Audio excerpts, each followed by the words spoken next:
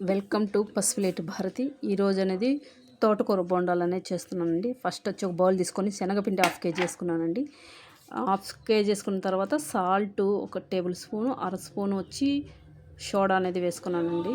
వేసుకొని పిండి అంతా మొత్తం కలుపుకున్నానండి. కలుపుకొనేసి మళ్ళీ వచ్చి ఒక 6 ఆనియన్స్ అనేది కట్ చేసి పెట్టుకున్నానండి.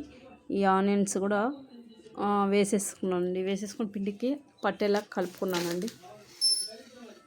ఎందుకంటే ఆ పిండిలో ఈ ఆనియన్ అనేది కూడా కొద్దిగా మనకి ఉంటుంది, ఆనియన్ వాటర్ అనేది ఉంటుంది కదండి, ఆ పిండికి అనేది పట్టుకుంటుందండి. పట్టుకున్న తర్వాత 4 పచ్చిమిరపకాయలు అనేది తీసుకున్నానండి. తీసుకొని కట్ చేసుకున్నాను.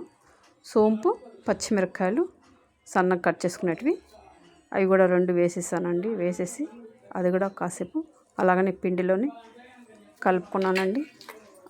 ఎర్రగడ్డ, పచ్చిమిరపకాయలు, సోంపు, సాల్ట్ అన్నీ సోడా అనేది అన్నీ వేసుకొని కలుపుకున్నానండి. కలుపుకున్న తర్వాత తోటకూర అనేది కట్ చేసి పెట్టుకున్నాను కడిగేసి.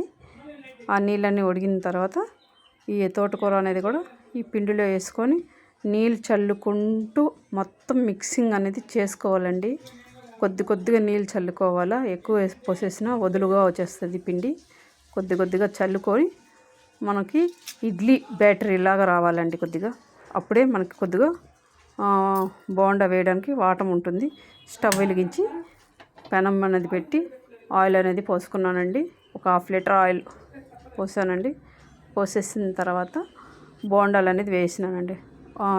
దీనికి ఎర్రకారం అయితే సూపర్గా ఉంటుంది. అది కూడా రెడీ చేసుకున్నానండి. ఒక ప్లేట్ తీసుకొని బోండాలన్నీ అందులో పెట్టానండి.